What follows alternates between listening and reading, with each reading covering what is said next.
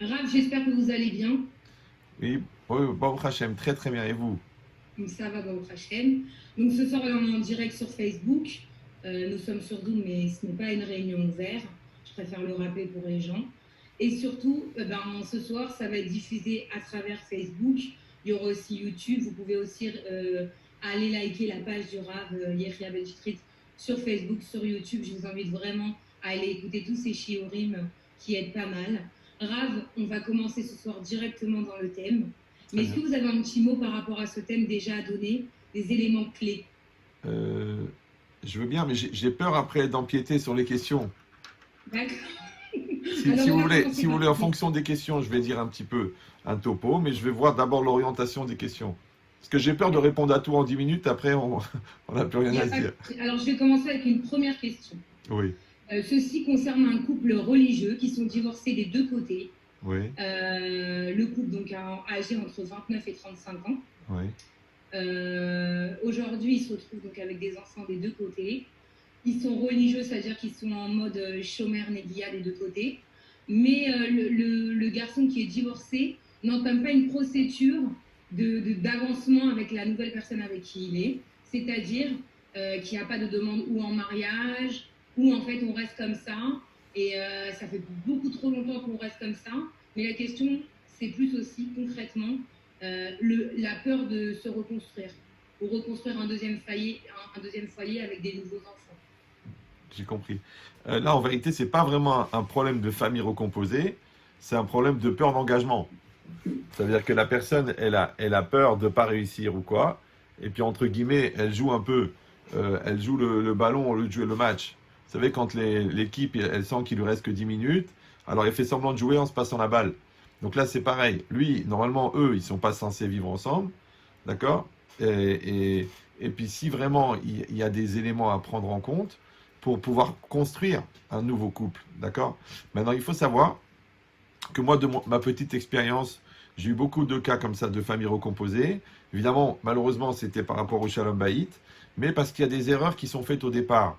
D'accord. Il y a une erreur, par exemple, que la personne, au moment où elle veut rencontrer quelqu'un, elle doit se demander est-ce qu'elle veut un nouvel homme dans sa vie? Est-ce qu'elle veut un nouveau père pour ses enfants? Ouais. Est-ce qu'elle veut que la personne intervienne ou non? Parce que le problème, c'est que c'est un peu comme des planètes. Il y a une planète qui vient avec des satellites autour, et une deuxième planète qui a déjà des satellites autour.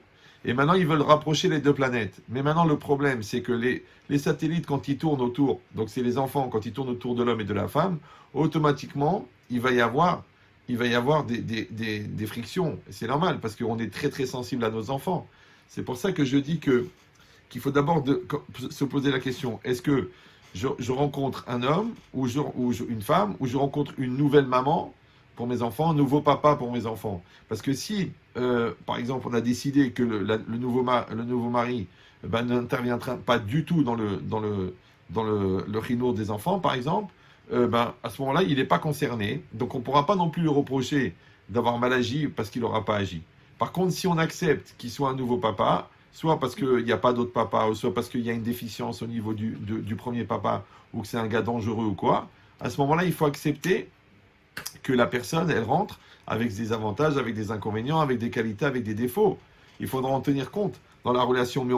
Mais pourquoi? Parce que déjà dans une logique de couple, entre guillemets, où c'est même pas un mariage, un remariage, déjà tout ce qui peut être une source de conflit pour plus tard, il faut faire très attention avant.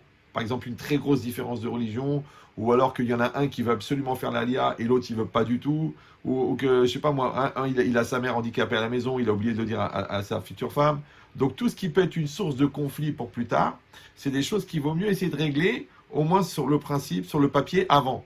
Maintenant, pour le cas dont vous parlez, vous, c'est un gars, à mon avis, qui veut même pas se marier. D'accord. C'est-à-dire que quand lui, il a peur de remettre en situation, bah, c'est pas la peine de rencontrer quelqu'un, et surtout, c'est pas la peine de faire rêver quelqu'un. Parce que elle, pendant ce temps-là, bah, elle attend, d'accord. Peut-être qu'elle rate quelqu'un d'autre de plus engagé, de plus sérieux, et puis elle perd son temps. Ce monsieur-là, il doit prendre 1 heure, ça prend pas plus, hein. Il prend 1 heure, il se pose, il voit les avantages, les inconvénients, les changements, et surtout, est-ce qu'il est prêt à assumer le changement? Et puis c'est tout. S'il n'est pas prêt, eh ben, c'est pas grave, qu'il la laisse tranquille. C'est un peu comme le business. Si on te dit, pour rentrer dans ce business, il faut 100 000 euros. Et toi, tu dis, oui, mais à la caisse d'épargne, j'ai 23 euros. Alors que pourquoi tu joues, Birlal? Ouais. Alors c'est pareil. C'est que la personne, elle doit se clarifier.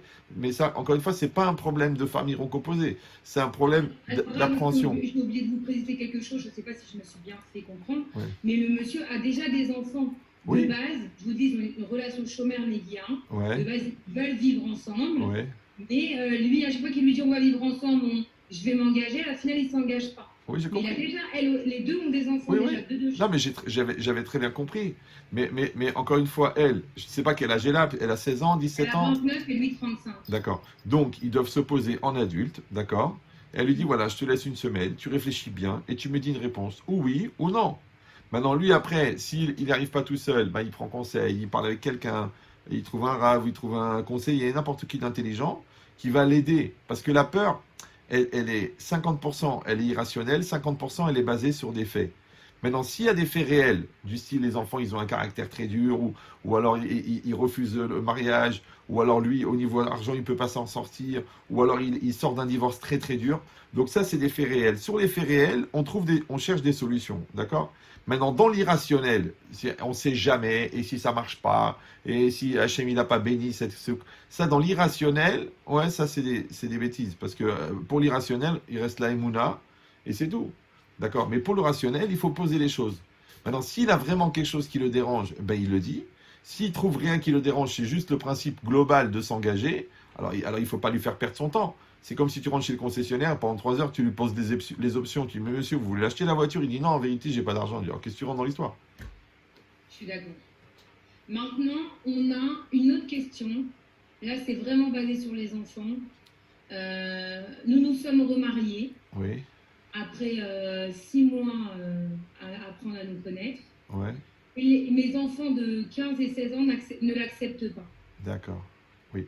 Alors ça fait partie. Bon, on fait le truc à l'envers. Parce que normalement, on aurait dû expliquer tout ça avant, mais c'est pas grave. C'est pareil, on peut répondre.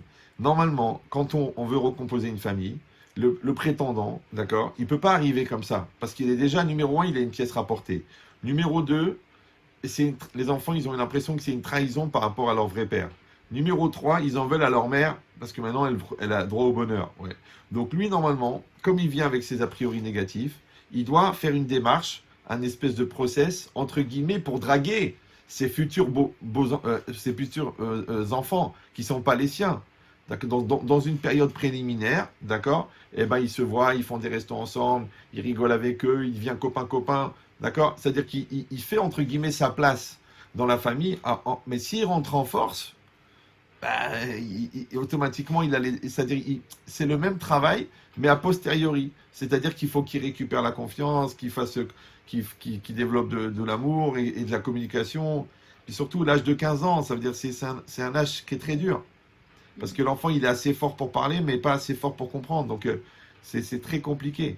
Mais il faut le faire avec intelligence. Moi, j'ai eu tous les cas possibles qui existent, et les gens, ils arrivent avec le temps. Ouais, il faut le faire. Maintenant, il y avait une femme comme ça, la pauvre au Canada. Elle a perdu son mari et ses enfants ne voulaient pas qu'elle se remarie. Elle est restée 9 ans à attendre avec le monsieur sans rien faire et c'était vraiment mortel. Juste parce que les enfants, ils s'étaient mis dans la tête que c'était une trahison. D'accord?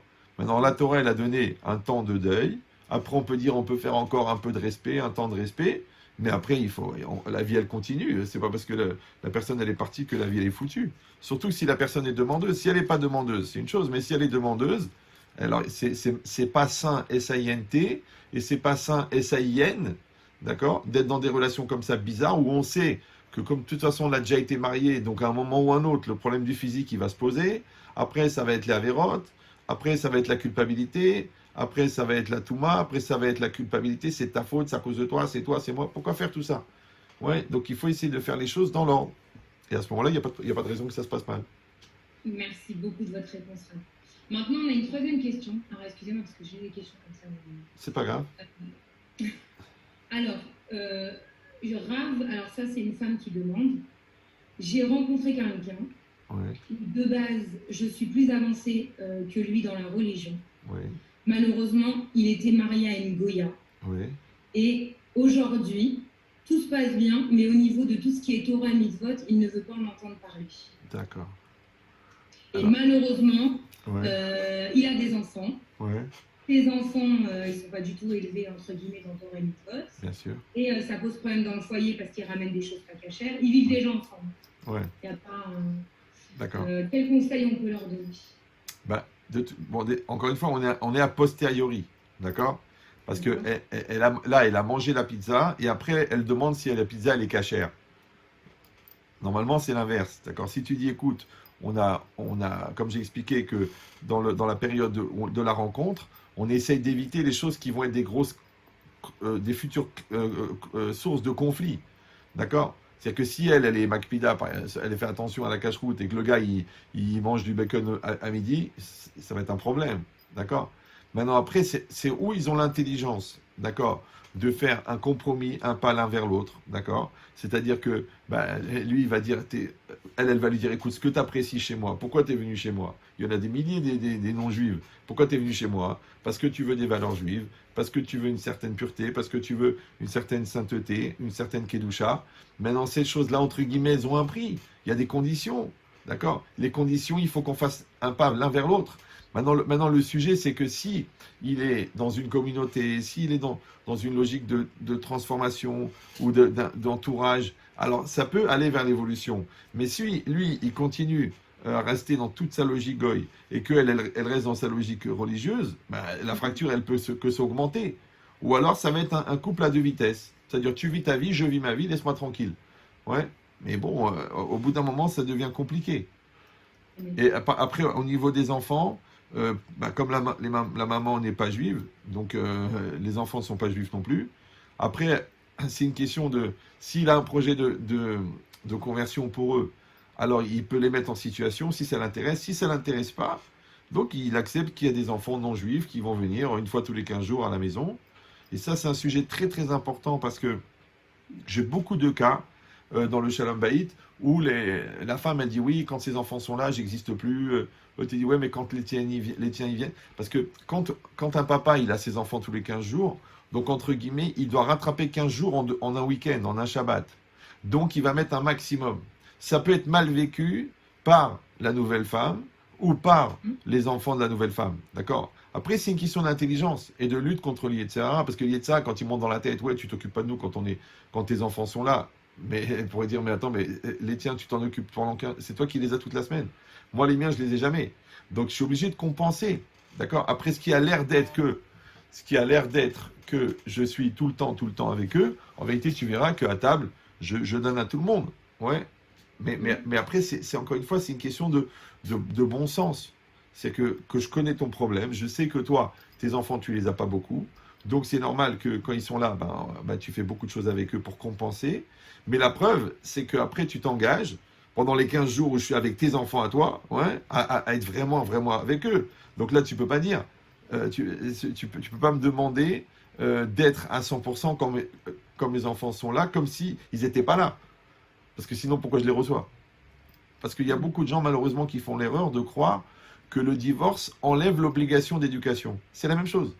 On a les mêmes obligations d'éducation, sauf qu'on a la distance, qu'on a les querelles, qu'on a les nerfs, et quand le divorce s'est mal passé, en plus, il y a la rancune et la mauvaise parole des deux côtés. C'est pour ça que les gens, quand ils sont mariés et qu'ils ont des problèmes, je dis, écoutez, tout ce que vous vivez comme souffrance de Shalom Bayit, le caractère, les nerfs, la famille, la bouffe, ouais, tout ça, c'est des bêtises à côté de la souffrance que vous aurez de vos enfants. Donc réfléchissez bien avant de tout casser, ouais, parce qu'encore une fois, construire des enfants à la maison, c'est pas évident, mais construire des enfants à distance, c'est pire. Surtout pour les gens inconscients qui se servent des enfants pour taper sur la tête de l'autre, qui montent la tête au gosse ou du côté mari ou du côté femme, c'est encore pire. C'est-à-dire c'est carrément inconscient parce que c'est pas seulement que c'est grave, mais en plus ça dérègle complètement les enfants, parce que les parents c'est des repères. Donc si les parents eux-mêmes ils sont complètement déréglés, quel adulte ils vont fabriquer? D'accord. Merci pour votre réponse. Alors Rav, là maintenant, on a une question sur l'éducation au niveau des écoles, mais au niveau financier. D'accord. La question est bonjour Rav, bonjour Déborah, je me permets de vous écrire. Je suis remariée avec quelqu'un, mais qui me fait à chaque fois des reproches sur le financement que je donne plus à mes enfants de ma première femme. Comment lui faire comprendre que, hormis que ce soit mon ex-femme, j'ai une relation de père à assumer, en sachant que ma première, entre guillemets, mon ex-femme n'a pas les moyens et surtout ne travaille pas. D'accord. Alors, c'est ce qu'on disait que c'est des choses normalement qui doivent être discutées avant l'engagement.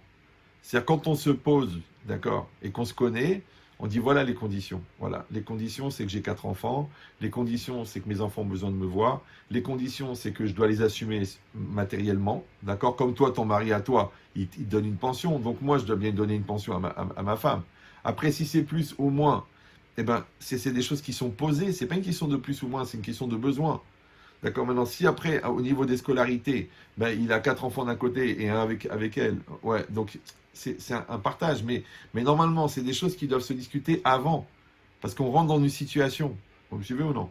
Si on ne l'a pas fait avant, alors il faut avoir la patience et la dimension raisonnable, d'accord? Parce que le problème, c'est que, comment savoir si une contrariété, c'est une source de conflit, c'est-à-dire que c'est juste les Yetzirah qui taquinent sur une chose, ouais, ou alors c'est un problème réel. Si c'est un problème réel, comme on le sait, c'est parce qu'on le pose de manière raisonnable. D'accord? Ouais. C'est comme c'est comme il y a des gens par exemple ils se marient et après il y a un des enfants de l'ex-femme qui veut plus habiter avec sa mère, il veut venir habiter avec son père. Ouais, et d'un seul coup, paf, on chamboule parce qu'on se retrouve avec un ado de 17 ans et le juge il a accordé. Et qu'est-ce qu'ils font maintenant? Le juge des familles il a accordé. Ouais. L'autre il dit attends, c'était pas prévu, c'était pas prévu. Eh ben, pourquoi on dit que l'intelligence c'est la capacité d'adaptation? C'est justement ça. Parce qu'encore une fois, il y a un événement. Ouais, si on croit en Dieu, hein, si on ne croit pas en Dieu, il vaut mieux habiter un étage élevé.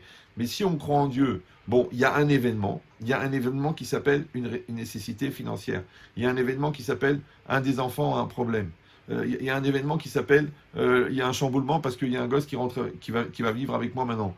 Donc, on va se poser, on va en parler et on va décider où on se sert de ce chamboulement pour renforcer la connexion entre nous, la soudure, ouais, parce qu'on est solidaire. Parce que de la même manière, aujourd'hui, eh ben, c'est ma femme qui a besoin plus. Eh ben, demain, peut-être, imagine que ton mari ne peut plus. Eh ben, c'est moi. Tu me diras pas à ce moment-là, ah, c'est injuste, tu me donnes plus. Tu me demanderas pas, parce qu'en fait, tu me demandes de faire preuve de solidarité. Maintenant, je peux pas rayer mon passé.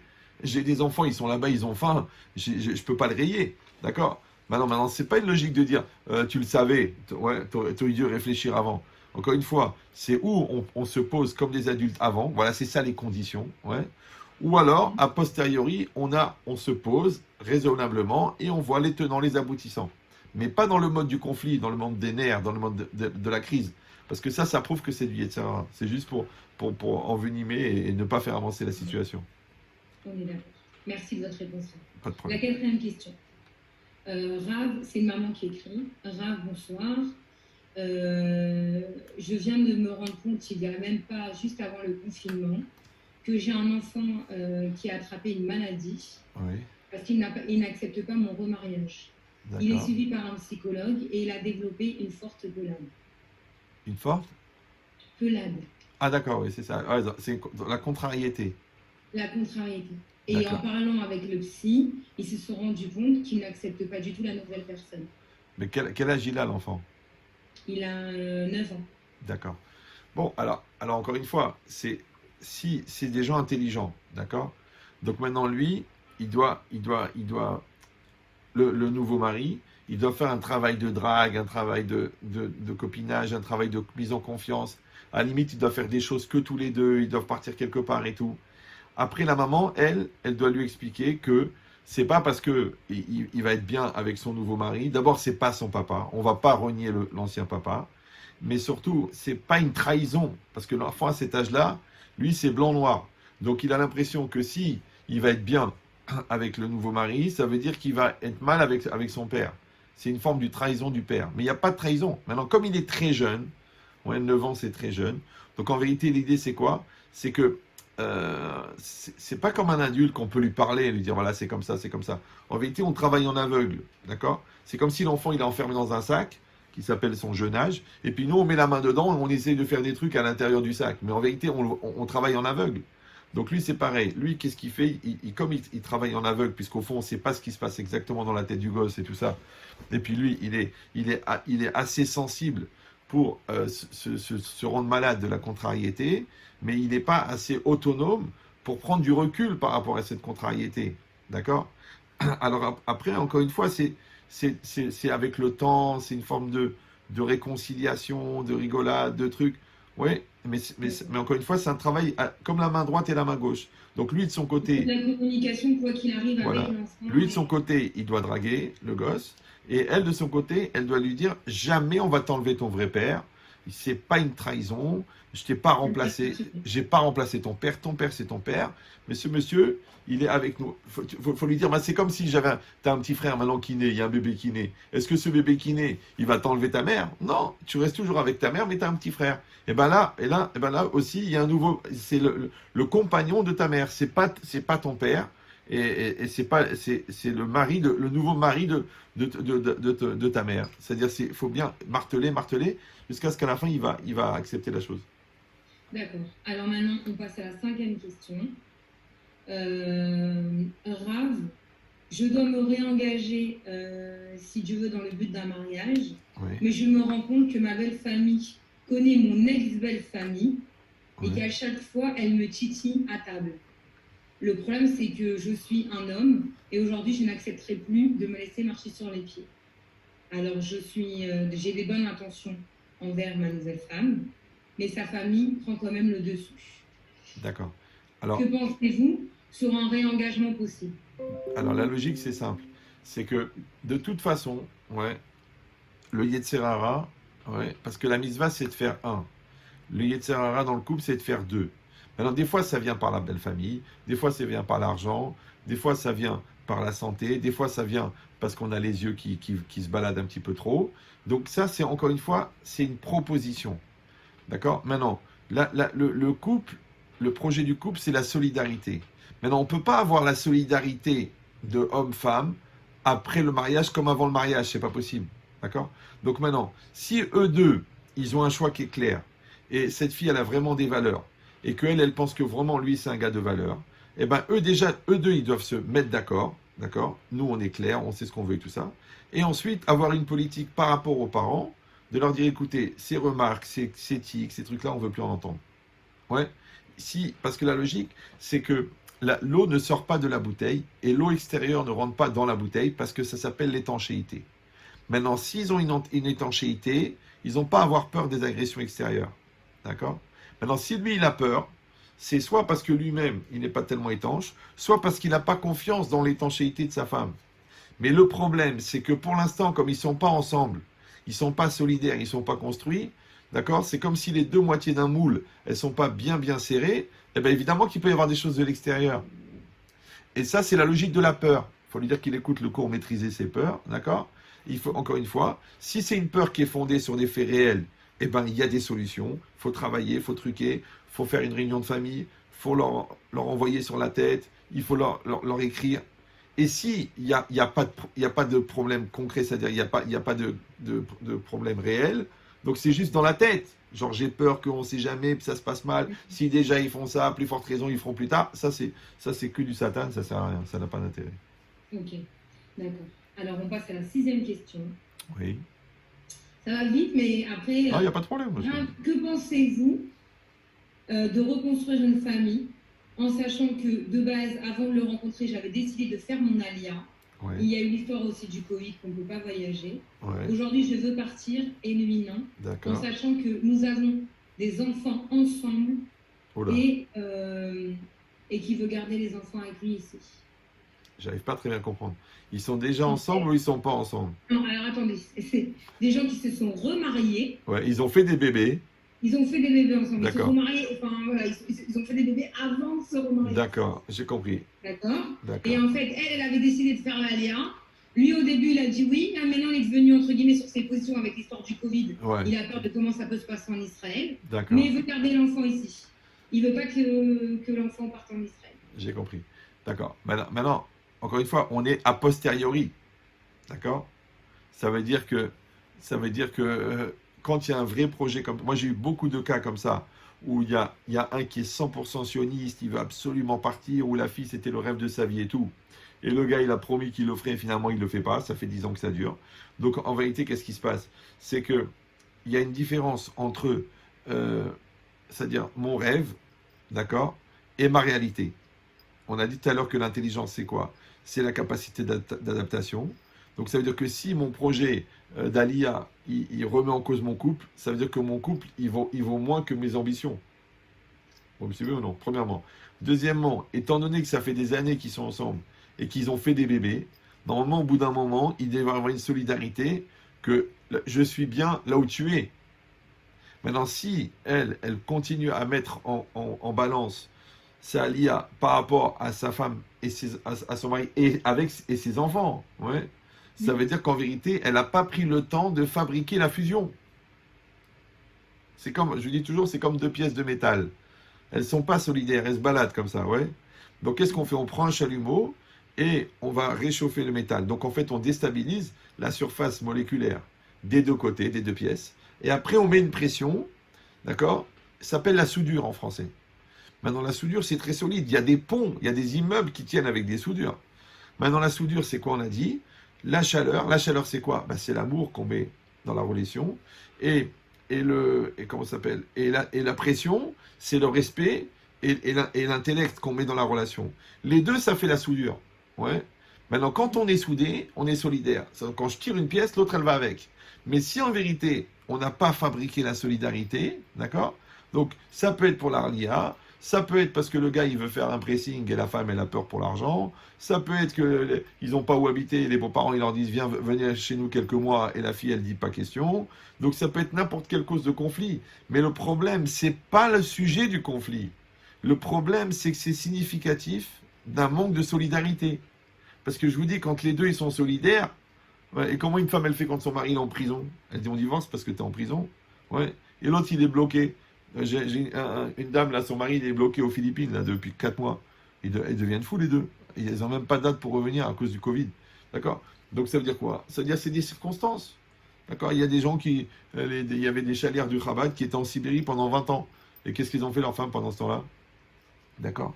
Donc, maintenant, la question, c'est ça. C'est si on dit la LIA, c'est quelque chose de très important, mais que c'est une source de conflit, d'accord? Donc il faut se poser et voir qu'est-ce qui est important, pas important. Mais le problème, c'est que si elle tire d'un côté et lui tire de l'autre, ouais. Alors Ben Chetrit, si vous avez entendu parler de lui, il dit souvent, quand le fil est très tendu, ouais, tu n'as pas besoin que le couteau soit aiguisé.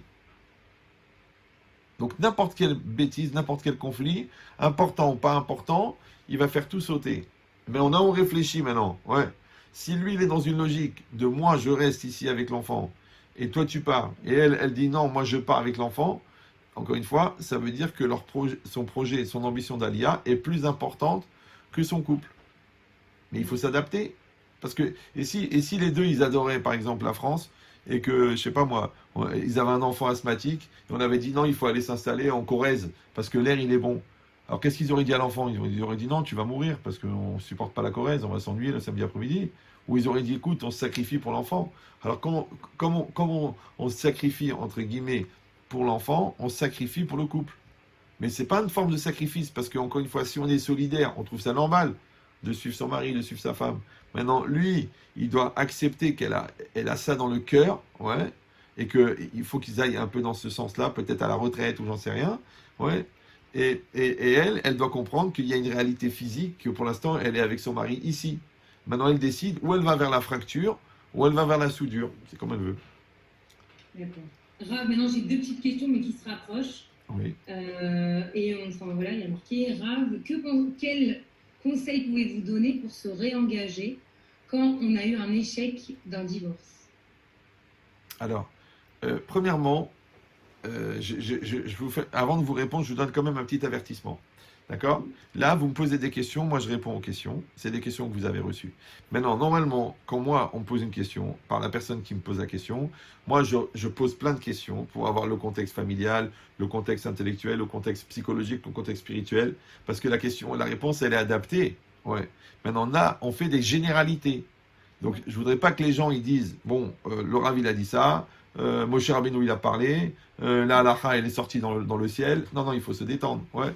C'est-à-dire qu'on donne des principes généraux. Après, les gens, ils doivent aller voir une personne compétente, s'ils n'arrivent pas à s'arranger entre eux, pour avoir un médiateur qui va les aider à réfléchir dans le sens de la Torah, dans le sens du bon sens. D'accord, mais je voudrais pas que les gens ils divorcent ou Chas Shalom ou ils font une crise parce qu'ils ont entendu que j'ai dit une chose pareille. Moi, je suis pas Moshe Rabbeinu, d'accord. Donc, je vous dis quelque chose que de mon étude de la Torah et de mon bon sens et de mon expérience, d'accord.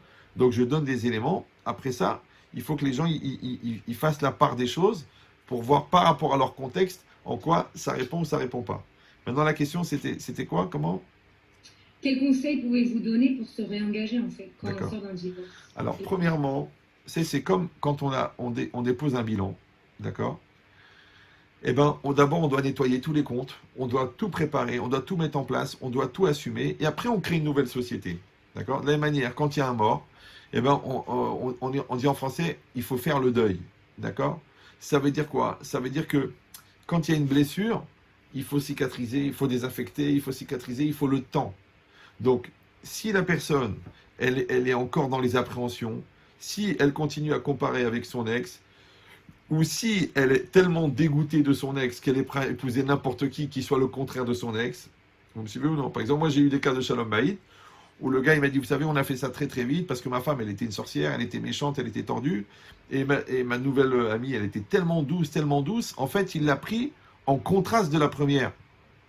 Après, il me dit, oui, mais à part ça, en fait, c'est pas qu'elle est douce, c'est qu'elle est lourde, c'est qu'elle est blata, c'est qu'elle a aucune conversation, c'est un légume, elle a aucune personnalité. Je dis, mais Baba, quand tu l'as choisi en comparaison, c'est une erreur. D'accord, même les nutritionnistes, ils disent, il faut jamais faire les courses quand tu as faim. Parce que tu vas acheter n'importe quoi, tu vas manger n'importe quoi. Donc, il y a une logique que le mariage, c'est très important, le divorce, c'est très grave. Après, entre guillemets, il faut des fois faire une thérapie post-traumatique si le divorce s'est mal passé ou quoi, pour être sûr que la plaie, elle est propre, que la peau, elle est reconstituée. D'accord? Parce qu'on ne fait pas une césarienne 10 minutes après qu'on a fait une césarienne. D'accord? Donc on laisse la peau se reconstituer. De la même manière, lui, il doit se dire, ah voilà, j'ai bien fait le deuil, j'ai bien compris ce qui s'est passé dans mon premier divorce, j'ai bien tiré les leçons, d'accord? Et à ce moment-là, envisager. Vous me suivez ou non? Mais les gens, des fois, ils ont tellement peur de la solitude, ou alors ils se rendent compte, ils font n'importe quoi, ils se mettent ensemble, après ils réfléchissent, c'est ce qu'on a fait l'un pour l'autre, après, ou alors ils se mettent enceintes, après ils se demandent et ils voient que c'est pas leur même caractère, ou il y a une différence de religion. Donc, il faut faire les choses avec intelligence. Parce que un mariage, c'est sérieux, c'est pas une rencontre, c'est pas un flirt. D'accord? C'est sérieux. Donc, il faut se poser et voir dans quel état je suis. Est-ce que je suis calmé? Est-ce que je suis stabilisé? Est-ce que je suis prêt? Est-ce que j'assume déjà mon ex-femme, mon ancien mariage, mes enfants? Pourquoi? Parce que vous savez, des fois on dit pour réussir un deuxième mariage, il faut réussir un premier divorce. Vous me suivez ou non? Ensuite. Ça veut dire que moi, j'ai eu des cas où la personne, par exemple, elle n'arrêtait pas de reprocher ça et ça et ça et ça et ça à sa femme. Je lui dis, mais ta femme, pour être tellement précis dans la critique, c'est que tu la compares. Il m'a dit, oui, j'étais avec quelqu'un d'autre avant. Bon, en fait, c'était une non-juive. Et les parents m'ont mis la pression. Et moi, je l'ai quitté. Mais en vérité, le gars, il n'a pas fait le deuil. Donc, en fait, qu'est-ce qu'il a fait? Il s'est marié avec l'autre, la mort dans l'âme, d'accord, pour faire plaisir à ses parents. Mais en fait, il ne la voulait pas. Et il n'a pas fait le deuil de l'autre. Donc, il la compare tout le temps. C'est normal. Maintenant, l'autre, la pauvre, elle n'a rien fait. Elle a cru qu'il se mariait par amour. Donc, elle subit pendant des années, ce que l'autre y croit être un problème de Shalom Bayit, alors qu'en fait, c'est juste que le gars n'a pas fait son travail de deuil. C'est comme quelqu'un qui a eu peur dans l'avion, doit faire une thérapie, parce que sinon, à chaque fois, il va avoir peur. Ouais. Donc, c'est pareil. Si la personne, elle a bien fait son travail de deuil, elle a bien tiré les leçons, elle a compris dans son divorce quelles étaient ses erreurs. C'est pas genre j'étais avec une sorcière et tout est de sa faute. Si tu penses que c'est 100% à cause de ton ex-femme, déjà ça veut dire que tu n'as pas fait ton travail de moussard. Tu n'as pas fait ton auto-analyse, d'accord? Parce que c'est minimum 50-50, d'accord? Maintenant que ça soit 50-50 volontairement parce que je suis méchant, ou 50-50 parce que j'étais laxiste, ou parce que j'étais pas réfléchi, ou parce que j'étais immature, ça change rien. C'est quand même 50-50.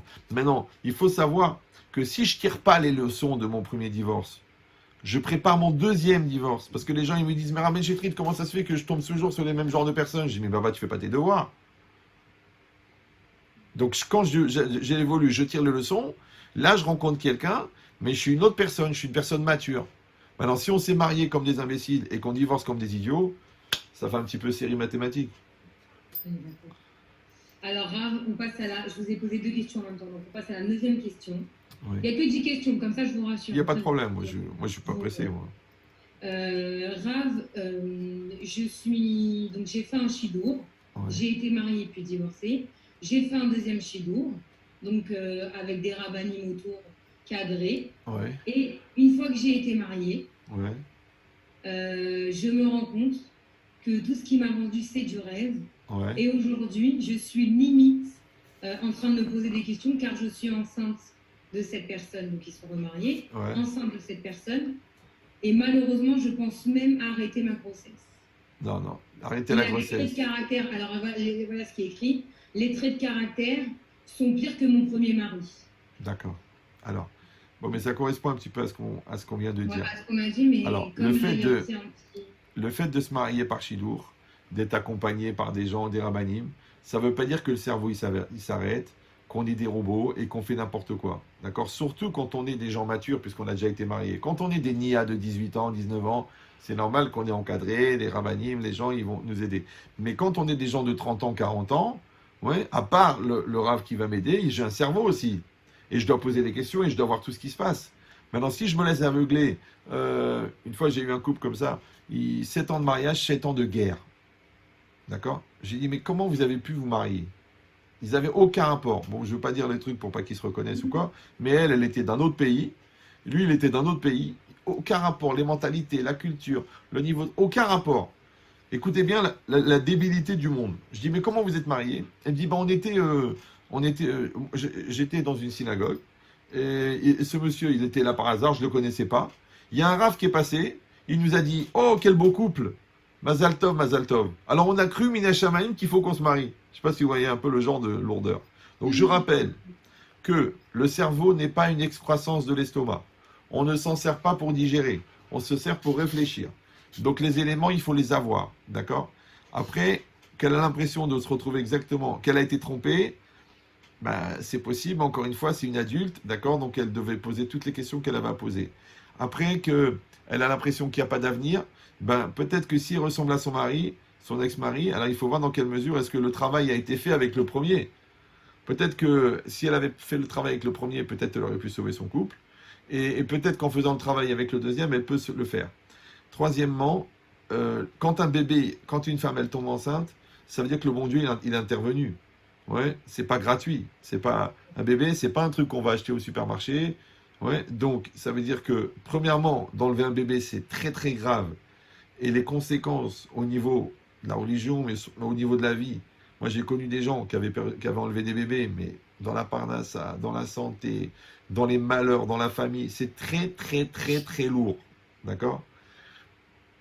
Et donc, ça, déjà, c'est exclu. Je vais vous raconter un jour, une femme qui n'était pas du tout religieuse, elle est venue me voir à la fin d'un cours. Elle m'a dit, écoutez, moi j'étais avec quelqu'un, bon, je suis tombée enceinte, mais c'est très compliqué dans mon projet de vie, dans mon truc, je vais enlever le bébé.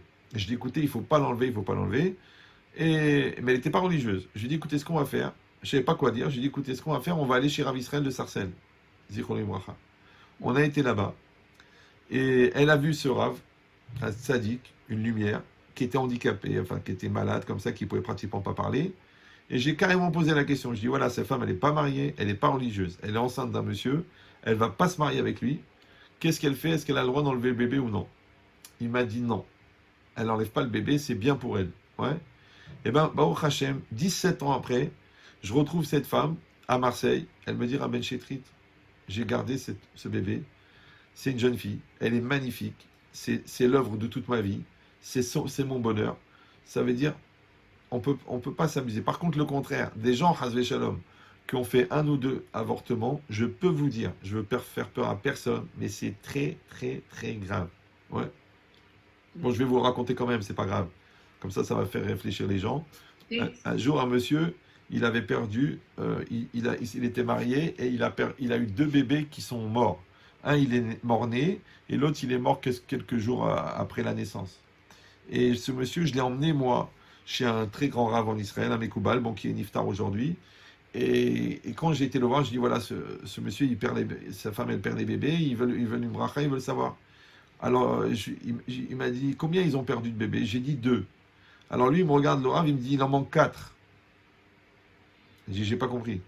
Je dis mais ils n'ont pas 6 enfants, ils ont eu 2 qui sont morts. Il a dit oui, j'ai compris. Il a dit mais il manque 4. Il a dit demande-lui, mais il a fait avorter 6 fois des femmes. Donc lui, Chazvé Shalom, il doit perdre 6 bébés parce il a en fait enlever 6 bébés. D'accord? Donc, encore une fois, je ne suis pas du tout un rave qui fait stresser, qui fait paniquer, qui fait peur. Mais quand c'est des choses comme ça qui sont très graves, l'avortement, c'est pas une blague, c'est pas un amusement. Maintenant, après, peut-être, il y a des dynimes, quand il y a moins de 40 jours ou quoi, ça, il faut qu'il voit avec un dayan, d'accord? Mais en tout cas, si par rapport à l'halakha, elle ne peut pas l'enlever, ça ne va pas lui porter bonheur de l'enlever. D'accord? Et si, Chazvé Shalom, il doit y avoir un divorce, eh ben, ce bébé-là, ça sera son bébé, c'est pas très grave. Et si il s'arrange dans le Shalom Bayit, parce qu'elle a tiré, puisqu'elle dit que c'est exactement son ex-mari, donc elle peut tirer les leçons de ce qu'il faut faire et de ce qu'il faut pas faire. Et après, il y a encore des démarches, il y a encore des raves, il y a encore des conseillers, il y a encore des psychologues pour faire une démarche. Et si vraiment ça va pas, eh ben, il y aura un divorce. Et sinon, peut-être qu'ils vont s'arranger dans le Shalom Bayit. Mais d'enlever un bébé par confort, parce que genre, c'est pas exactement ce que je voulais. Moi, j'en ai vu des gens qui étaient dans les crises, dans les nerfs, dans les gros mots, dans les faux témoignages, dans les coups, dans les gardes à vue, et maintenant, vous les voyez, ils sont comme de tourtereaux. Alors, qu'est-ce qu'on fait avec toutes ces bagarres-là? Et après? C'est sûr.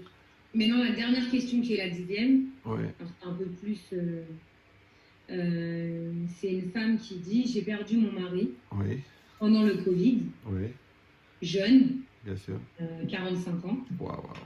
Et j'ai rencontré quelqu'un il n'y a pas longtemps à travers les réseaux sociaux. Oui.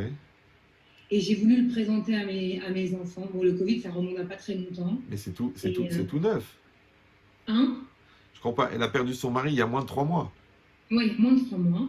Elle est rapide quand même. Elle a rencontré la personne sur les réseaux sociaux. Ouais. Et elle pense déjà à reconstruire sa famille. Mais ses enfants, depuis, ne lui adressent plus la parole. C'est un petit peu violent quand même au niveau temps. Moi déjà, j'ai vu des gens qui ont perdu leur femme d'une longue maladie. D'accord? Donc ça veut dire que ça faisait 6 ou 7 ans qu'elle était malade. Et quand le père, il s'est remarié au bout d'un an, déjà les enfants, ils ont dit que c'était trop court. Mais elle, si le cadavre, il n'est même pas froid, et déjà, elle pense qu'elle est avec quelqu'un d'autre, je ne sais pas quel type, encore une fois, il faut voir au cas par cas, mais il faut voir comment il était son couple avant ça. Vous me suivez ou non? Parce que quand même, on va dire que ce n'est pas interdit de le faire, d'après la loi, mais au niveau de l'esprit, elle doit quand même un peu se sentir mal. C'est il y a 3 mois, elle était dans les bras de quelqu'un, et 3 mois après, elle est dans les bras d'un autre, c'est bizarre. Donc elle devrait se poser la question, avant de se demander pourquoi mes enfants ils refusent, elle devrait se demander comment est-ce qu'elle le fait tellement facilement. Parce que le problème, c'est que pour expliquer, pour essayer de calmer le choc de ses enfants, il faut d'abord qu'elle les comprenne. D'accord? Donc maintenant, elle, pour les comprendre, il faut qu'elle voit que ce qui se passe, c'est-à-dire ce type de comportement, c'est trop rapide, c'est trop frais, c'est-à-dire qu'il y a un temps de deuil. Pourquoi les chachamim? Pourquoi la Torah elle a dit, surtout pour le père, il y a 1 an de deuil. Donc il y a la mort. Après il y a l'enterrement, avec le pleur et tout ça. Après il y a les 7 jours. Après il y a le mois. Après il y a l'année. Pendant toute l'année, il y a le Kaddish et tout ça. C'est pourquoi faire en vérité. Par rapport à l'halakha, c'est d'accomplir ce que la Torah et les Chachamim ils ont dit. Mais par rapport à la thérapie du deuil, c'est que c'est un temps de cicatrisation. Parce que là, le père et la mère, c'est comme les 2 jambes. Quand quelqu'un, on lui coupe une jambe, il ne peut pas faire comme si de rien. Vous me suivez ou non? C'est pas quelqu'un qui a perdu un ongle ou qui s'est coupé un bout de l'oreille. D'accord? Donc, le traumatisme des enfants, il est réel, il est concret. Donc, si elle ne le comprend pas, parce que son besoin d'être avec quelqu'un, ou sa souffrance de la solitude, ou je ne sais pas quel était le contexte de couple, peut-être le couple, il était mort depuis des années. Ouais. Et donc, en fait. Attendez, Rav Meir, on m'écrit en même temps en inbox. Ouais. De base, le mari, il était très bien. C'est parce que elle a été encadrée par, entre guillemets, des gens un peu religieux qui lui ont dit que c'est une mitzvah de refaire vite sa vie. Mais non, mais ça ne veut rien dire. Encore une fois, je répète et je redis que le cerveau n'est pas une excroissance de l'estomac. D'accord? Ça veut dire qu'on a le droit de réfléchir, c'est une mitzvah de réfléchir. Après, en plus que la mitzvah de refaire vite sa vie, c'est pas pareil pour un homme et pour une femme. D'accord? Parce que l'homme, il va faire des grosses bêtises, la femme, elle est plus raisonnable. Troisièmement, c'est que même si c'est bien de refaire sa vie, mais il y a un contexte. Ça veut dire que c'est comme la tarte, tu peux pas la manger tout de suite quand elle sort du four. Il faut au moins 20 minutes qu'elle refroidisse. Donc, normalement, tu dois laisser se cicatriser, tu dois réconcilier les enfants, tu dois gérer leur traumatisme, et après, tu commences à envisager. D'accord? Mais sinon, c'est elle-même qui a créé le conflit. D'accord? Parce que tu veux démouler le gâteau alors qu'il n'est pas cuit, mais il va rester le fond, il va rester au fond. Alors ta famille, elle va rester là, tes enfants, ils vont rester là, et toi, tu vas faire ta vie, soi-disant pour être heureuse. Mais c'est quel bonheur d'une maman que ses enfants, ils voient qu'ils sont malheureux. Maintenant, encore une fois, il y a l'autre extrême. Je vous ai dit, cette dame-là, que ses enfants ont refusé pendant 9 ans qu'elle se remarie. Ouais, et elle, c'est trop rapide. C'est pas possible. Le Covid, c'était avant-hier. Oui, d'accord. Ok, ben, magnifique en tout cas. Rav, merci d'avoir répondu à toutes ces questions. C'est moi. Maintenant, j'aimerais bien que vous parliez un petit peu du sujet. Avec Pour plaisir. expliquer un petit peu par rapport au thème des familles recomposées, Très par bien. rapport à la génération actuelle et bien sûr par rapport à ce que dit aussi la Torah ou s'il y a des choses halachiques à savoir. Alors, malheureusement, c'est une réalité qu'on rencontre de plus en plus. Parce que, étant donné qu'il y a de plus en plus de divorces, donc malheureusement, il y a de plus en plus de recomposés, d'accord? Soit parce que c'est des gens qui se remettent ensemble sans se marier, quand ils ne sont pas religieux, soit c'est des gens qui se remettent ensemble dans l'espoir qu'un jour ils vont se marier, et ça c'est parce qu'ils se moquent l'un de l'autre, soit c'est des gens qui se remarient vraiment. Mais encore une fois, étant donné que on crée un nouveau modèle, d'accord? Parce qu'il y a une famille qui existe et il y a une deuxième famille qui existe. Et nous, on veut créer une troisième famille à partir des deux familles antécédentes. Alors, comme j'ai expliqué tout à l'heure, avec les satellites qui tournent autour, d'accord? Donc, les enfants de l'un et de l'autre, ça peut être une source de conflit, d'accord? Donc, ça veut dire que c'est pour ça qu'avant toute la période de préparation où on va draguer les enfants, on va se les mettre dans la poche, on va fonctionner, ils vont nous voir ensemble, ils vont voir comment on truc. Ça peut se passer très très bien, d'accord? Si c'est fait de manière intelligente et progressive et en tenant compte de la sensibilité de chacun, ça peut se passer très bien.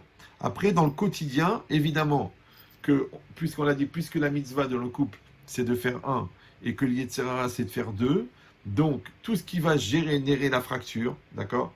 Donc les conflits d'intérêts, le fait que tes enfants, mes enfants, d'accord? Le fait que les problèmes d'argent qui vont autour de ça, le fait que malheureusement, il y a des vacances en commun, des vacances séparées, des vacances où je vais devoir partir, où toi tu dois devoir recevoir tes enfants, moi je vais devoir les miens. Tout ça, c'est des éléments qu'il faut calculer par anticipation. Parce qu'encore une fois, c'est des outils que le Yetzer Hara va utiliser pour. Vous suivez ou non? Par exemple, si on a si on a une différence de caractère, on sait que le Yetzer Hara va se servir de ce problème, de cette faiblesse, d'accord? Si on a une différence comme ça de Aliyah, on sait que le Yetzer Hara va s'en servir. Si on a une différence financière, d'accord? Moi, j'ai eu des cas où la femme, elle gagnait 20 000 euros par mois et le gars, il gagnait le SMIC. Donc, lui, il était complexé, mal à l'aise. La fille, elle la met à l'aise. Elle dit, écoute, c'est notre argent, tout est dans la maison, il n'y a pas de problème et tout. Mais le gars, il le vit mal parce qu'il est complexé. Donc, ça veut dire quoi? Ça veut dire que ça, c'est notre terrain, ça, c'est notre réalité, ça, c'est ce qu'Hachem nous propose. Après, il faut avoir la maturité, d'accord, de se projeter et de décider ensemble, comme si ce n'était pas notre couple, d'accord? De dire, allez, comment on doit faire avec ce problème-là? Comment on doit faire avec les enfants? Comment on doit faire après? Comment on doit faire avec les filles, avec les garçons? Parce que après, il y a des problèmes de hiroud. Ouais, quand on est religieux, ok, une fille à partir de 9 ans, quand c'est pas notre fille, on peut pas rester seul à la maison. Ça, mais il faut le calculer avant, il faut le savoir avant. Parce que les gens après ils disent, ouais, je suis pas bien, je suis pas à l'aise, ma fille elle a peur, elle veut pas rester seule avec lui. Bon, après il y a les fous, bien sûr, il y a des gens tordus qui vont regarder la belle fille avec un autre regard qui est pas normal ou des gestes qui sont inappropriés. Après, il y a aussi des gens qui refusent et qui veulent détruire. Moi, j'ai eu un cas où la fille de la maman, elle a tout fait pour détruire le nouveau couple de sa mère en accusant le papa d'avoir fait des choses. Le compagnon, le nouveau mari, d'avoir fait des choses. Alors qu'en fait, il n'y avait rien eu du tout. Mais ça a duré quand même 4 ans, avec les soupçons, avec la justice et tout, sur la base de... en fait, je vais te faire détruire ton couple parce qu'en fait, tu nous as abandonnés, enfin, tu as abandonné papa, l'ex-mari. Donc, ça veut dire que tout ça, ça veut dire, Chas Shalom, c'est des combustibles pour le Yetzer Hara. Alors, comme je dis toujours, comme ils disent, une fois, j'ai parlé avec un pompier, il m'avait dit, mais monsieur, tout brûle. Ouais. Les gens, ils croient, les rideaux, ça brûle, le canapé, ça brûle. C'est faux. Quand la chaleur est très, très forte, même le fer, il brûle. Même le béton, il brûle. D'accord? C'est exactement pareil. Le Yetzer Hara, il peut faire du feu avec tout. Il peut faire du feu avec l'argent, il peut faire du feu avec les caractères, il peut faire du feu avec les nerfs, il peut faire du feu avec la famille, il peut faire du feu avec la religion, il peut faire du feu avec tout, parce que tout brûle. Donc c'est juste de savoir, est-ce que nous, on a la maturité, d'accord, de se poser. Et ça, c'est pas forcément une question de religion, c'est une question de bon sens. Il y a des gens qui sont posés, des gens qui sont équilibrés, et qui vont tenir compte des réalités, d'accord. Ils vont tenir compte du fait que le mariage, c'est une blessure, le divorce, c'est une blessure, que la séparation, c'est c'est une amputation, et qu'il faut du temps pour cicatriser, il faut prendre du temps, il faut avoir de la patience, il ne faut pas être susceptible, il ne faut pas s'énerver. C'est-à-dire que le nouveau qui rentre dans la famille, eh ben, il sait qu'il a une pièce rapportée, d'accord? Donc il doit en tenir compte dans sa manière de faire. Mais tu ne peux pas être en même temps une pièce rapportée et en même temps avoir la gava et la susceptibilité et faire des crises de nerfs parce que genre on te donne pas l'amour que tu devrais avoir. Mais Baba, c'est une pièce rapportée et tu le savais en rentrant dans l'histoire. Et elle, c'est pareil. Elle doit savoir aussi, en tant que femme, d'accord, que ces nouveaux, les enfants de son mari, ils vont pas forcément être d'accord, que ça peut très mal se passer, mais qu'ils doivent être blindés. Maintenant, si eux, ils voient, si les deux sont solidaires, et c'est ce que j'ai dit avec les deux planètes, en fait, ce qu'il faudrait dans l'idéal, c'est que les deux planètes, pendant un certain temps, chacun, par exemple, il va mettre ses enfants chez son ex, et eux deux, ils vont faire un travail pendant 1 ou 2 mois, mais à fond de solidarité, pour que les deux planètes, elles forment une seule planète. Et à ce moment-là, quand ils vont revenir les satellites, ils vont tourner autour des deux planètes, vous me suivez ou non? Parce que si les satellites, ils tournent entre les planètes, c'est ça qui va être la source de conflit. Il faut que les satellites, ils tournent autour des deux planètes qui ne font plus qu'une seule planète. Parce que malheureusement, je vous dis, moi, dans le Shalom Bayit, j'ai vu beaucoup de cas où à cause des enfants de l'autre, ouais, alors ils ont eu des problèmes de Shalom Bayit. Mais en vérité, ça ne veut rien dire à cause. Parce que étant donné que c'est des données qui font partie de la réalité, et tu en tiens compte, donc quand toi tu sais que ta voiture, elle tire à gauche, eh ben, tu tiens mieux le volant vers la droite. Donc si, en rencontrant la personne, il sait qu'il y a des enfants, il sait qu'il n'est pas très bien accepté avant le mariage, le remariage, il sait qu'il y a des différences d'argent, il sait qu'il y a des différences de religion. Alors en français, on appelle ça en connaissance de cause. C'est-à-dire qu'il faut avoir l'intelligence de dire, bon, bah écoute, on va se poser, on va bien poser, faire comme tu fais un business plan, à Mavdil, on fait un plan au niveau comment on va construire ce nouveau mariage. Maintenant, normalement, on a d'un côté la difficulté de ce qu'on a mal vécu dans le divorce, mais d'un autre côté, on a l'expérience. D'accord? Donc des fois, on ne sait pas toujours ce qu'il faut faire, mais on sait ce qu'il ne faut pas faire. Donc si on se pose comme des gens intelligents, ouais, et on voit, par exemple, des fois c'est un problème de maison. Ouais. Moi, je connais une personne, elle s'est mariée avec un monsieur qui avait 5 enfants. Et elle en avait 3. Ils se sont trouvés déjà à 8 enfants. Ouais. Après, ils en ont eu 4. Je ne sais pas si vous suivez. Ça fait 12. Maintenant, la fille, non seulement qu'elle a élevé ses enfants comme il fallait, mais en plus de ça, comme l'autre femme, elle était un peu détraquée, elle a fallu elle éduque les 5 enfants de son mari. Ça, c'est... Et à part ça, elle a éduqué les enfants qu'il a eu avec lui. Ça veut dire qu'il y a des challenges, il y a des défis, mais on décide où on fait les gamins et on accuse l'autre, où on assume en adulte et on construit. Maintenant, quand les enfants sont déjà là, et quand on a quelqu'un de bien en face de nous, et quand on s'aime, on va pouvoir surmonter. Encore cet après-midi au téléphone, j'étais avec un couple d'Israël, que je connais depuis des années et tout ça. J'ai dit, écoutez, votre mari, il est comme ça. Ouais. Vous avez essayé, vous avez parlé, vous avez mis des pressions, vous avez insulté, vous avez maudit, il est comme ça. Ouais. Donc maintenant, vous, votre Yetzer Hara, c'est d'apprendre à l'aimer tel qu'il est. Et toi, ton projet, c'est de l'apprendre à l'aimer tel qu'il est. Et toi, c'est d'essayer de maximum d'aller dans le sens de ce que ta femme, elle attend. Ouais. Mais si on continue à dire, si tu ne changes pas, c'est la guerre. Mais dis-moi, tu veux qu'un chat, il écrive un poème, toi? Donc c'est pour ça que quand les gens me posent la question sur les différences qu'ils ont entre eux, toujours je demande, est-ce que à votre avis, votre mari ou votre femme ne veut pas changer ou ne peut pas changer? Alors la personne, évidemment, elle tombe dans le piège, elle me dit, ah mais vous ne connaissez pas, il ne peut pas changer. Alors je dis, s'il ne peut pas changer, jusqu'à quand vous allez la saouler qu'elle doit changer et vous lui reprochez ce qu'elle est? Mais elle ne change pas. D'accord? Donc là, c'est encore plus compliqué parce que lui, il a été fabriqué avec son ancien couple. Et elle a été fabriquée avec son ancien couple. D'accord? Et maintenant, on veut fabriquer une autre. C'est-à-dire, c'est comme si on prend je sais pas moi, une portière de Porsche, on essaye de la mettre sur une Jaguar. Ok, on est mécano, on met de la peinture. On peut le faire, ouais. Bon, peut-être on aura un petit peu de mal à se fermer. Mais comme il y a beaucoup d'amour et beaucoup d'efforts, on va y arriver. Mais c'est ça qu'il faut se dire. Il faut se dire qu'on fait les choses en connaissance de cause. Donc avant, dans la rencontre, il faut travailler avec son cerveau, il faut se poser comme des gens intelligents, il faut faire un listing de toutes les choses, un checking de tout. Bon, et si vous allez me dire, ouais, bah à ce moment-là, on ne se marierait jamais, parce que quand on va voir Esa, on ne fait rien du tout. Je dis, mais alors, c'est où tu fais un listing et tu essaies de régler un maximum de choses avant, ou sinon, tu prends sur toi, avec beaucoup d'amour et beaucoup d'efforts, que pendant les 10 prochaines années, il n'y aura pas de reproche. Ouais, on va co-construire. Si vous êtes capable de faire ça, n'ayez pas peur. Ouais. Bah, je vous dis toujours, quand tu es occupé à donner des compliments, tu ne trouves pas de défaut. Tu n'as pas le temps de critiquer parce que tu es occupé. Donc si on est dans un élan positif à 100% les deux, c'est pas grave. Toutes les différences, elles vont s'effacer, les conflits vont disparaître et tout ça. Mais si on n'est pas assez fort, on n'a pas cette maturité de voir le bien, d'accord? Parce que c'est une maturité de voir le bien, parce que le confort, c'est de voir le mal, de critiquer, de foutre la pagaille. D'accord? Donc si on n'a pas ce recul de voir le bien, donc il faut tout préparer avant le mariage. Ça évitera peut-être 50% des surprises. Rav, je voulais vous dire merci en tout cas pour tout. Merci à vous. Mais je voulais vous dire juste parce qu'il y a des nouvelles questions qui sont arrivées. Pas de problème. Il n'y a pas de problème, c'est pas dire. Et j'aimerais bien que vous y répondiez parce qu'on n'a pas répondu à ce genre de questions. Ouais.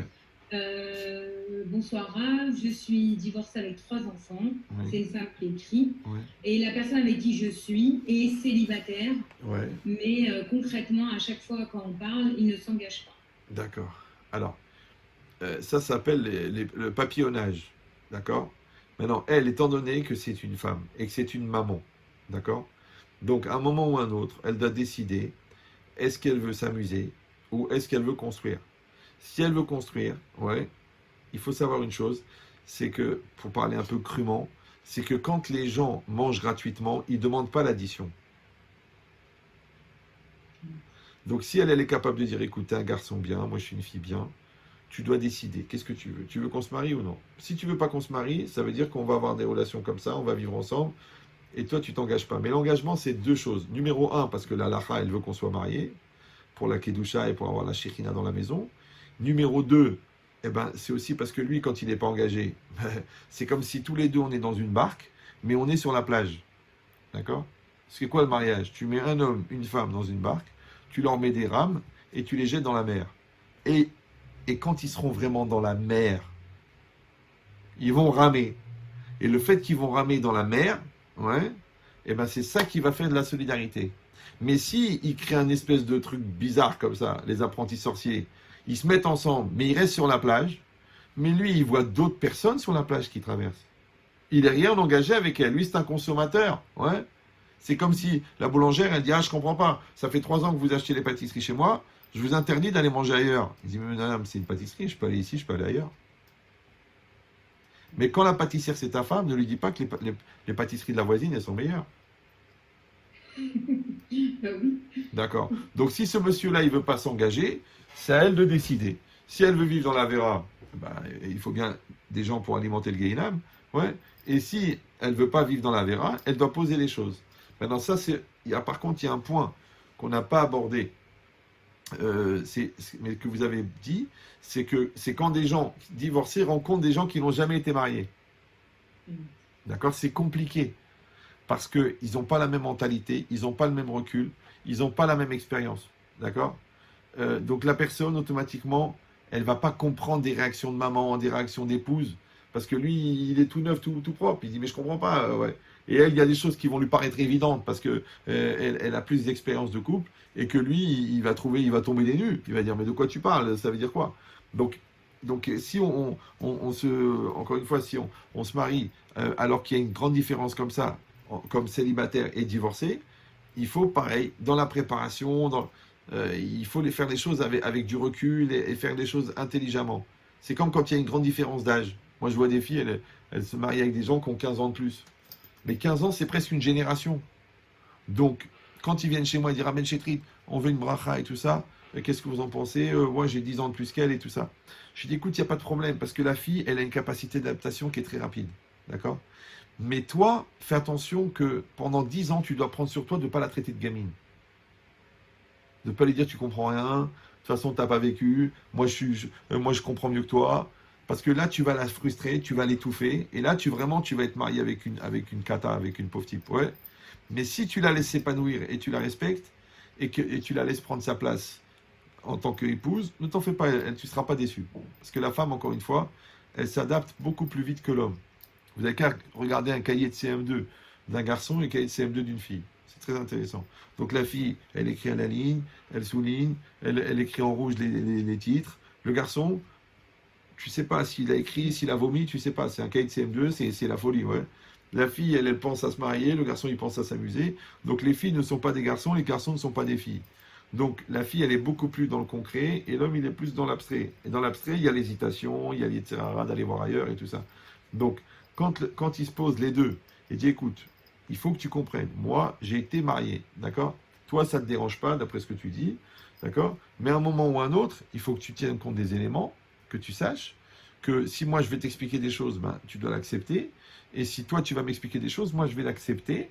Ouais, parce que toi tu es professeur et élève, et moi je suis professeur et élève de toi.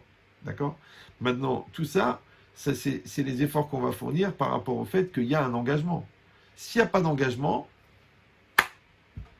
donc on est déjà dans un syndrome de FDG, de foutage de gueule, ouais. Et ça veut dire qu'au fond, la personne, elle est dans une posture de consommateur. Et je vous dis, un consommateur, si on ne lui présente pas l'addition, il ne paye pas. Hein. Donc elle doit le regarder dans les yeux et dire clairement, qu'est-ce que tu veux? Dis-moi ce que tu veux. Si tu me dis que tu veux te marier, voyons les démarches. D'accord? Si tu me dis que tu ne veux pas te marier, ou tu hésites, ou que tu as du mal à t'engager, ou que tu me trouves vieille, tu me le dis aussi. Voilà. Il n'y a pas comme la clarté. Rav, il y a encore deux petites questions. Alors, je ne sais va. pas si c'est l'effet du direct. C'est pas grave. Mais comme ça, mais je vous dis. On est divorcés. Oui. Et mon ex-mari a refait sa vie avec une Goya. Oui. Il prend souvent les enfants. Et j'ai peur que concrètement, elle ait une mauvaise influence sur eux. Je ne connais pas ni leur cache-route, ni ce qui se passe concrètement dans leur foyer, en sachant que mes enfants sont en bas âge. D'accord. Alors, ça, de toute façon, malheureusement, ça fait partie des risques. D'accord? Maintenant, encore une fois, elle croit en Dieu. Et cette réalité, elle est là, elle est posée. Maintenant, après, parce que j'ai eu beaucoup de cas comme ça aussi, maintenant, la peur que ça se passe mal, elle ne sert à rien. D'accord? Parce que de toute façon, l'enfant, il aura des différences. Après, il faut voir quel type de relation elle entretient avec son ex-mari, d'accord? Et aussi quel type d'intelligence elle peut avoir, cette non-juive. Parce que même une non-juive, elle peut comprendre que c'est normal qu'il y ait une certaine harmonie. Parce que si, à la maison, ils font attention, les chamours, et que là-bas, ils mangent du cochon, automatiquement, à part la avéra de manger le cochon, c'est la contradiction qui va déstabiliser les enfants. Parce que pour faire plaisir à papa, ils vont dire c'est bon le bacon. Et chez maman, ouais, on va leur dire mais tu béconnes ou quoi? D'accord? Donc ils vont être perturbés. Et donc il faut avoir l'intelligence de rencontrer la personne et de dire écoute, malgré qu'on est divorcé, on reste quand même des parents. Maintenant on sait très bien que pour des enfants, la différence elle est déstabilisante. Donc il faudrait qu'on trouve une espèce d'harmonie. D'accord? D'accord. Maintenant, toi, tu as rejeté la cache-route, tu as épousé la Goya, tu fais plus Shabbat. Mais comme c'est nos enfants à nous deux, ouais, et tu sais très bien que si moi je leur dis que le Shabbat c'est important, que si à l'école on leur dit que le Shabbat c'est important, et que toi tu les obliges à prendre la voiture Shabbat, oui, à part la Avera, tu vas leur créer un conflit dans la tête. Et le conflit, il fait que les valeurs, elles se séparent et que ça crée des enfants bancals, des enfants instables. Parce que deux enfants qui ont deux parents idiots, ouais, ils peuvent s'arranger, ou ils peuvent devenir intelligents, ou ils vont être comme leurs parents, ils vont être idiots. D'accord? Si deux enfants qui ont des parents intelligents, ils peuvent être comme leurs parents intelligents ou faire le contraire et être idiots. Mais s'il y a un parent intelligent, un parent idiot, ouais, l'enfant il est déchiré. D'accord? Donc il faut avoir l'intelligence, sans s'énerver, de se poser et de mettre en avant les enfants. C'est-à-dire, tu fais ta vie, tu as choisi ça, c'est pas grave. Mais nous, il faut qu'on comprenne. La preuve, c'est qu'il y a le sens inverse. C'est que c'est des gens qui sont mis avec des goyotes, avec des goys, et le goy, il dit, écoute, je comprends très bien, tes enfants, ils sont à l'école juive, eh ben, on va respecter, on va faire attention pour le Shabbat et tout. C'est-à-dire que le goy, il va arranger pour que le juif, il reste juif, ouais, et le contraire. L'autre, qu'est-ce qu'il s'est fait? Il s'est mis avec la goya, et la goya, elle va détourner les enfants. Donc, il faut se poser et toujours mettre en avant l'équilibre des enfants. Ah, mais non, encore une fois, si on est en conflit, si on s'insulte tous les jours au téléphone, si on a des avocats sur la tête et si on a des gros problèmes d'argent à cause de la séparation, c'est sûr que ça va être compliqué d'avoir un discours posé et intelligent. Mais c'est ça la maturité. C'est est-ce qu'on met les enfants avant ou est-ce qu'on met notre intérêt avant? D'accord. Bon, et la dernière question que je viens de recevoir en inbox. Ouais. Alors, je vous dis un peu cash, grave, mais Ouais. apparemment, il y a des cas. J'ai divorcé car mon mari a tourné de bord. Ouais. Je ne savais pas que se cachait en lui une double sexualité. D'accord. Et aujourd'hui, il impose à mes enfants, avec son nouveau compagnon, Ouais. à ce que mes enfants viennent dans leur foyer. D'accord. Ah oui. Il appelle ça une famille recomposée. Oui, c'est ça le problème. Bon, alors, maintenant, après, toute la problématique de l'homosexualité, c'est tout un domaine, d'accord? Alors maintenant, sans rentrer dans ça directement, si on peut pas demander aux non-juifs de voir un problème là où ils pensent qu'il n'y en a pas, d'accord?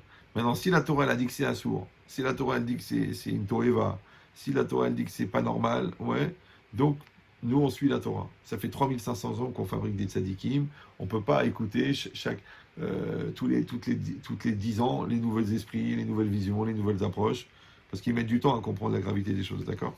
Maintenant, par rapport à ça, alors on rentre dans une autre catégorie, c'est qu'est-ce qu'on fait si l'ancien conjoint ou l'ancienne femme ou l'ancien mari est nocif, est néfaste. Ouais. Parce que fonctionner avec la Goya, bah, il peut y avoir des compromis, ouais, parce que chacun il va respecter l'autre, éventuellement, mais là, quand ils vont voir leur père faire un bisou à son copain à table, ouais, là, ça peut vraiment les déstabiliser. Maintenant que lui, ce monsieur-là, il a choisi ce chemin par rapport à lui, mais par rapport à l'enfant, c'est...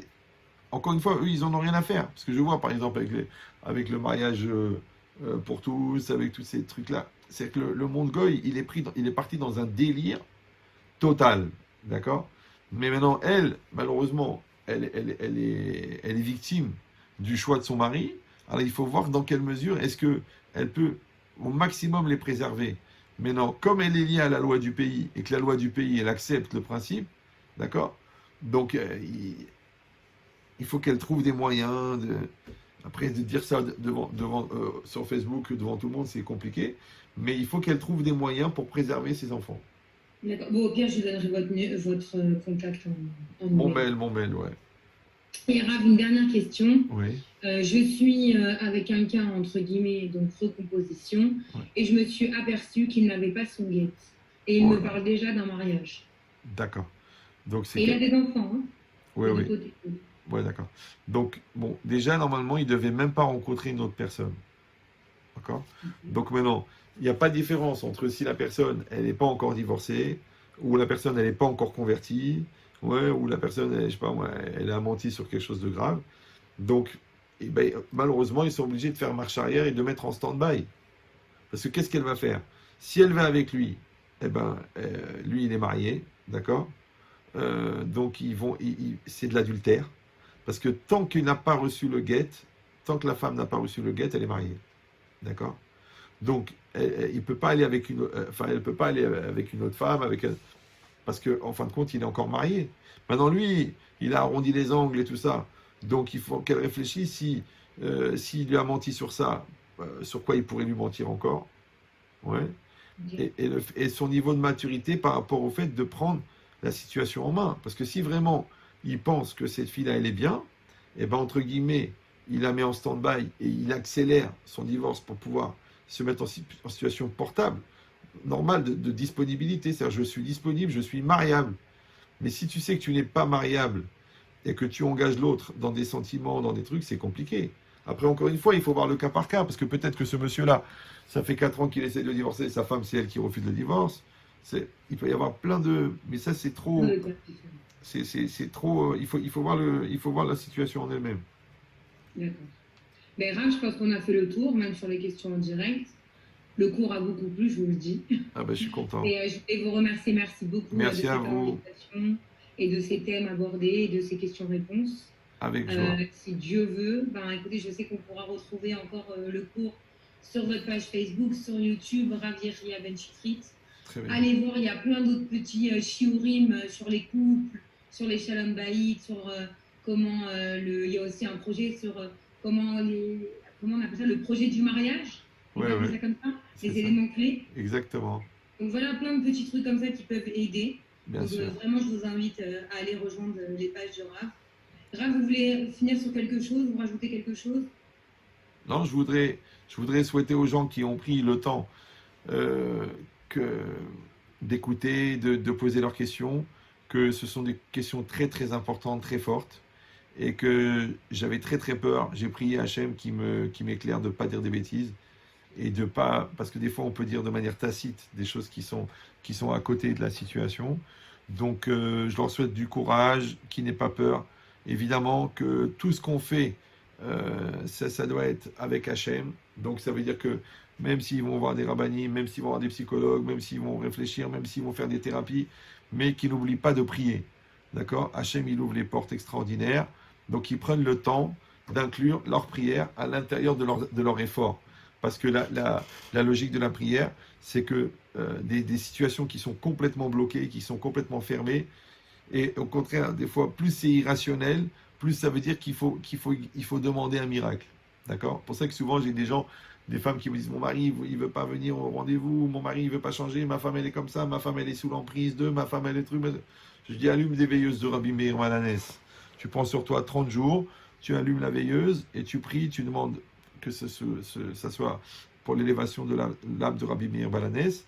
Et après, vous dites 7 fois la phrase Elaha de Rabbi Meir Aneni, Elaha de Rabbi Meir Aneni, Dieu de Rabbi Meir, réponds-moi. Et vous faites ça pendant 30 jours. Tous les jours un chauffe-plat. Et j'ai eu des milliers de miracles.